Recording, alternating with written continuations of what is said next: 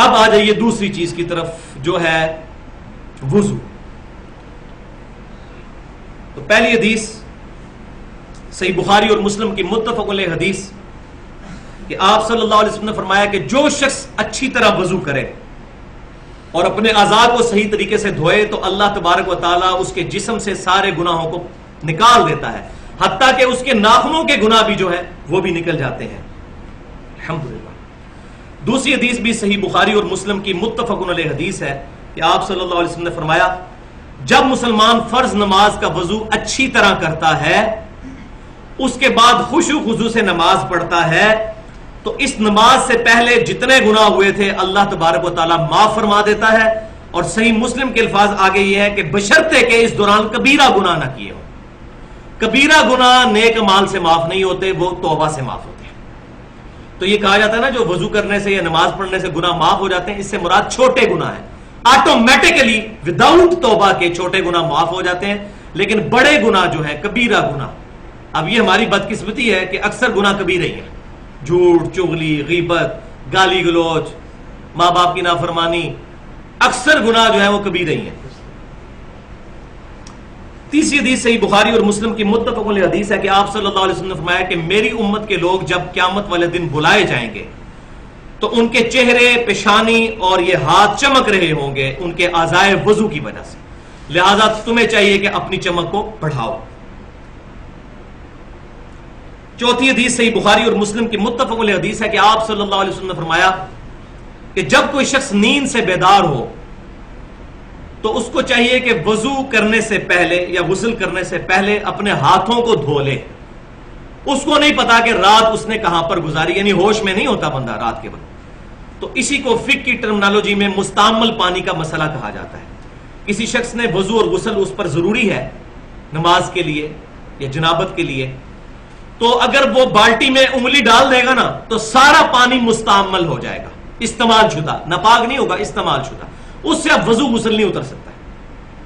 تو لہذا پہلے ہاتھ دھونے ہیں، اس کے بعد مگے کو ہاتھ ڈال کے اتنا ہی ہاتھ اندر کرنا ہے جتنا دھلایا ہوا ہے. تو یہ مستعمل پانی کا مسئلہ اس حدیث سے ثابت ہوتا ہے. استعمال شدہ پانی ہو گیا تو پھر لہذا انڈیلیں گے پہلے پانی کو، ہاتھ دھوئیں گے. یہ مسئلہ ہے جب برتن سے کریں، ہمارے لیے پرابلم نہیں، ہم نے ٹوٹی سے کرنا ہوتا ہے یا شاور سے، اس میں ایشو ہے ہی نہیں الحمدللہ. پانچویں حدیث صحیح بخاری اور مسلم کی متفق علیہ حدیث ہے کہ عبداللہ بن زید بن عاصم رضی اللہ تعالیٰ عنہ کو ریکویسٹ کی گئی کہ آپ صلی اللہ علیہ وسلم کا جو وضو تھا وہ آپ کر کے دکھائیے. تو عبداللہ بن عاصم رضی اللہ تعالیٰ عنہ، عبداللہ بن زید بن عاصم رضی اللہ تعالیٰ عنہ نے پانی کا برتن منگوایا، اس کو انڈیلا اپنے ہاتھوں پر 3 دفعہ اور 3 دفعہ اپنے ہاتھوں کو دھویا. پہلے انڈیلا، اس کے بعد اس برتن میں ہاتھ ڈالے، پھر 3 دفعہ ایک ہی چلو سے کلی اور ناک میں پانی ڈالا، یعنی وہی چلو، منہ میں بھی پانی اور ساتھ ہی ناک میں. علیحدہ علیحدہ سے بھی ثابت ہے، لیکن مضبوط روایتیں بخاری مسلم کی یہی کہتی ہیں کہ ایک ہی چلو لینا چاہیے کلی اور ناک کے لیے. یہ بھی ایک امپورٹنٹ مسئلہ ہے جو لوگوں کو نہیں پتا. تو 3 دفعہ انہوں نے ایسا کیا، پھر انہوں نے برتن میں 3 دفعہ ہاتھ ڈالا اور 3 دفعہ اپنے چہرے کو دھویا، پھر برتن میں 3 دفعہ ہاتھ ڈالا، اپنا دایاں بازو دھویا، پھر 3 دفعہ ہاتھ ڈالا اور بایاں بازو دھویا. پھر آپ رضی اللہ تعالیٰ عنہ نے پانی لے کر ہاتھ پر ڈال کر اپنے دونوں ہاتھوں سے پورے سر کو، یہ پیشانی سے لے کر پیچھے تک یوں لے کے گئے اور پھر آگے لے کر آئے. اس طریقے سے سر کا مسح کیا. اور اس کے بعد آپ رضی اللہ تعالیٰ عنہ نے فرمایا میں نے وہی وضو کیا ہے جو آپ صلی اللہ علیہ وسلم وضو فرمایا کرتے تھے. چھٹی حدیث رسول اللہ صلی اللہ علیہ وسلم سے صحیح بخاری میں ہے کہ اعضائے وضو کا ایک بار دھونا بھی ثابت ہے، 2 بار دھونا بھی اور 3 بار دھونا. قرآن پاک میں تو 1 دفعہ کا ذکر آیا ہے، لیکن احادیث میں 3 تک بھی ثابت ہے، 3 دفعہ بھی دھویا جا سکتا ہے. اب کچھ احادیث وضو میں احتیاط سے متعلق، یہ بہت امپورٹنٹ احادیث ہے. پہلی حدیث صحیح مسلم سے کہ مکہ سے مدینہ شریف کی طرف جاتے ہوئے آپ صلی اللہ علیہ وسلم نے راستے میں ایک جگہ پڑاؤ کیا تو صحابہ کرام علیہم رضوان نے وضو کیا عصر کی نماز ادا کرنے کے لیے. تو کچھ صحابہ نے تیزی میں وضو کیا اور ان کی ایڑیاں جو ہیں وہ چمکتی ہوئی نظر آ رہی تھی. تو آپ صلی اللہ علیہ وسلم نے فرمایا کہ بے شک ایڑیوں کو خشک رہنے کی وجہ سے عذاب دیا جائے گا، وضو احتیاط کے ساتھ کیا کرو. تو تو اس سے بھی یہ بات پتہ چل گئی کہ وضو میں پاؤں کا دھونا ہی ضروری ہے، اور اس میں ایڑیوں کی خصوصاً سخت جگہ ہوتی ہے، سردیوں کے موسم میں اس کو صحیح طریقے سے ملنا چاہیے۔ دوسری حدیث جامعہ ترمذی اور سنن ابن ماجہ میں ہے کہ آپ صلی اللہ علیہ وسلم نے فرمایا کہ جب کبھی بھی تم وضو کرو تو اپنے ہاتھ اور پاؤں کی انگلیوں کا خلال بھی کرو۔ ہاتھ جب دھوئیں گے تو ہاتھ کی انگلیوں کا خلال کریں گے، اور جب پاؤں دھوئیں گے تو پاؤں کی انگلیوں کا بھی خلال کریں گے۔ اب احتیاط کا مطلب یہاں پر میں ایک چیز بتا دوں کہ یہ وضو کرتے ہوئے احتیاط کا مطلب اسراف بھی نہیں ہونا چاہیے اور کنجوسی بھی نہیں ہونی چاہیے، کیونکہ صحیح حدیث ہے، بخاری اور مسلم کی متفق علیہ حدیث ہے کہ آپ صلی اللہ علیہ وسلم ایک مد پانی سے وضو فرما لیا کرتے تھے، 600 گرام، یعنی آپ کی جو 1.5 لیٹر کی بوتل ہے اس کو آدھا کر لیں، اس سے آپ صلی اللہ علیہ وسلم وضو فرما لیا کرتے تھے۔ جامعہ ترمذی، سنن ابی داؤد اور سنن ابن ماجہ میں حدیث ہے، یہ تیسری حدیث، کہ آپ صلی اللہ علیہ وسلم اپنے ہاتھ کی چھوٹی انگلی کے ساتھ پاؤں کی انگلیوں کا خلال فرمایا کرتے تھے اور پاؤں کی انگلیوں کو دھویا کرتے تھے۔ پانچویں حدیث جامعہ ترمذی، سنن نسائی اور سنن ابن ماجہ کی ہے کہ آپ صلی اللہ علیہ وسلم جب سر کا مسح فرماتے تو شہادت کی انگلی سے کانوں کے اندر کا بھی مسح فرماتے۔ یہ کان بھی چونکہ سر کے اندر ہی داخل ہے، قرآن پاک میں ذکر نہیں، لیکن یہ کان سر کے اندر ہی داخل ہوتے ہیں، اس لیے اس کا مسح بھی ہوگا اس طریقے سے، اور انگوٹھوں کے ذریعے کان کی پشت کا مسح فرماتے ہیں۔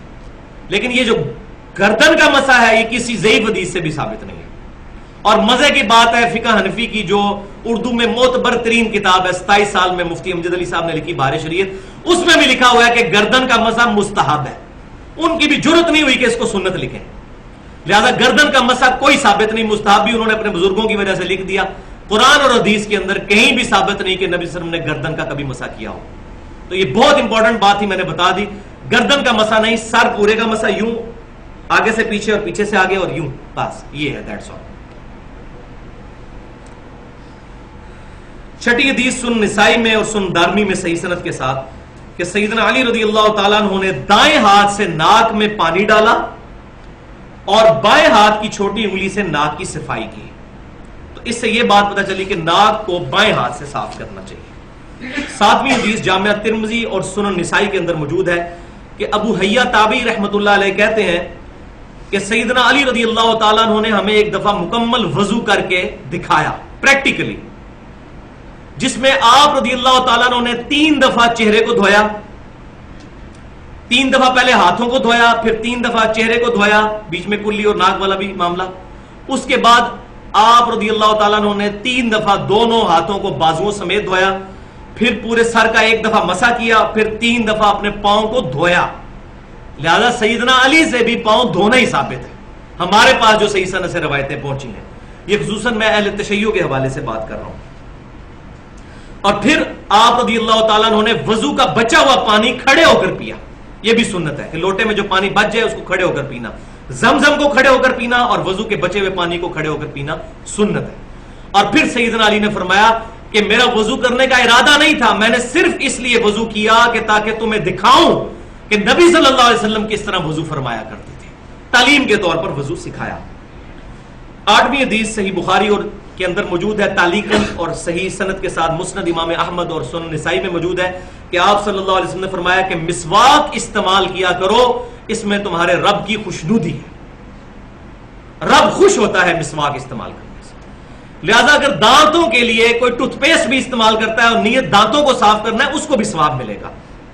تو ٹوتھ پیسٹ آج کل استعمال کرنا ضروری ہے کیونکہ ہماری غذائیں بھی بڑی مرغن ہو چکی ہوئی ہیں، بہت چکنائی والی غذائیں۔ ٹوتھ پیسٹ اپنی جگہ استعمال کریں اور وضو کے ساتھ مسواک کو بھی استعمال کریں تاکہ اس کا ثواب بھی ملے، کیونکہ سنت ہے۔ اور صحیح بخاری اور مسلم کی متفق علیہ حدیث ہے کہ آپ صلی اللہ علیہ وسلم نے فرمایا اگر مجھے امت کی مشقت کا خیال نہ ہوتا تو میں امت کو حکم دے دیتا کہ وہ مسواک کریں، ہر نماز کے ساتھ، ہر وضو کے ساتھ۔ لیکن آپ صلی اللہ علیہ وسلم نے امت پر شفقت فرمائی اور اس چیز کو obligatory نہیں رکھا، آپشنل رکھ دیا۔ لیکن اس سے یہ رزلٹ نہیں نکالنا چاہیے کہ انسان اس سنت کو چھوڑ دے، اس کا یہ مطلب ہے کہ سنت بہت اہم ہے، اس پر عمل کیا جائے۔ اب 16ویں حدیث صحیح مسلم میں ہے کہ نبی صلی اللہ علیہ وسلم نے فرمایا کہ جو شخص وضو کرنے کے بعد پڑھ لے اشہد ان لا الہ الا اللہ وحدہ لا شریک لہ واشهد ان محمدا عبده ورسوله، اللہ تعالیٰ جنت کے 8 دروازے اس کے لیے کھول دیتا ہے۔ الحمدللہ۔ اس میں آسمان کی طرف دیکھنا، انگلی اٹھانا شرط نہیں، وہ روایتیں بالکل ضعیف ہیں۔ صحیح مسلم میں بس اتنے ہی الفاظ ہیں کہ 8 دروازے کھل جائیں گے یہ دعا پڑھنے سے۔ اور 17ویں حدیث سنن نسائی الکبریٰ کے اندر صحیح سند کے ساتھ ہے کہ آپ صلی اللہ علیہ وسلم نے وضو کے بعد یہ دعا بھی پڑھی ہے، سبحانک اللہم و بحمدک اشہد ان لا الہ الا انت استغفرک و اتوب الیک۔ اور ساتھ تابعی کے اقوال بھی موجود ہے، قول بھی، کہ جو شخص یہ پڑھے گا اللہ تعالیٰ اس دعا کو قیامت تک کے لیے اس کو محفوظ کر کے رکھ دے گا اور قیامت تک اس کا اجر عظیم عطا فرمائے گا۔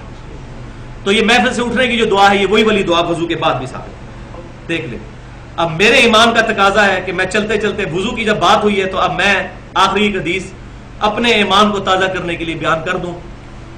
صحیح بخاری میں کتاب الشروط چیپٹر میں 4تھی حدیث ہے۔ سیدنا اربا بن مسعود رضی اللہ تعالیٰ عنہ جو اس وقت تک مسلمان نہیں ہوئے تھے، صلح حدیبیہ کے موقع پر وہ کافروں کی طرف سے ایجنٹ بن کر نبی صلی اللہ علیہ وسلم کے پاس آئے، اور جو کچھ پھر انہوں نے دیکھا وہ وجد آمیز منظر ہے۔ اربا بن مسعود کہتے ہیں کہ میں نبی صلی اللہ علیہ وسلم کی طرف ڈائریکٹ تو دیکھتا نہیں تھا، تو کنکھیوں سے ایسے ایسے کر کے دیکھتا تھا، ایسے ڈائریکٹ دیکھتے تو ظاہر روپ پڑتا تھا جناب، دل ہلتا تھا، پیغمبر کا چہرہ یہ جھوٹے کا چہرہ نہیں ہو سکتا، اور بعد میں وہ ایمان بھی لے آئے۔ اور صحیح مسلم میں حدیث ہے کہ عیسیٰ بن مریم کی شکل اربا بن مسعود سے ملتی ہے۔ یہ وہ اربا بن مسعود ہیں جو بعد میں مسلمان بھی ہوئے، پھر عبداللہ بن مسعود کے چھوٹے بھائی۔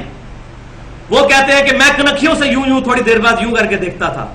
کہتے ہیں اللہ کی قسم میں بڑے بڑے بادشاہوں کے دربار میں گیا، میں نے کسی بھی بادشاہ کی اتنی تعظیم نہیں دیکھی جتنی محمد صلی اللہ علیہ وسلم کے اصحاب محمد صلی اللہ علیہ وسلم کی کرتے ہیں۔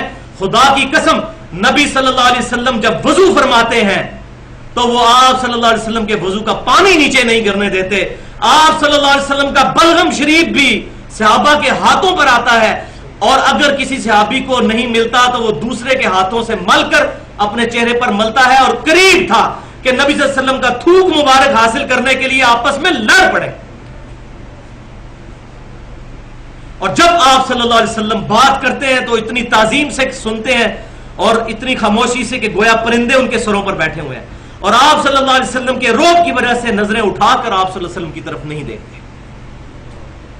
کہتے ہیں میں بڑے بڑے بادشاہوں کے دربار میں گیا لیکن کسی کی ایسی عزت میں نے نہیں دیکھی۔ لیکن آج وہ بدبخت بھی ہیں کہ جنہوں نے اپنے صوفیاء اور بزرگوں کے بارے میں چیزیں منسوب کی ہیں، ان کے وضو کا پانی اور جھوٹا پیتے ہیں اور اس کو کمپیئر کرتے ہیں نبی صلی اللہ علیہ وسلم کے ساتھ۔ ایسے ظالموں کو تو انشاءاللہ قیامت والے دن اللہ تعالیٰ ہی پوچھے گا، سبحانک اللہم و بحمدک اشہد ان لا الہ الا انت استغفرک و اتوب الیک۔ جو حق بات میں نے کہی اللہ تعالیٰ ہمارے دلوں میں راسخ فرمائے، اگر کوئی غلط بات میرے زبان سے نکل گئی جس بات میں اللہ تعالیٰ ہمارے دل سے محو کر دے، ہمیں کتاب و سنت اجماع کی تعلیمات پر عمل کرنے کی توفیق عطا فرمائے۔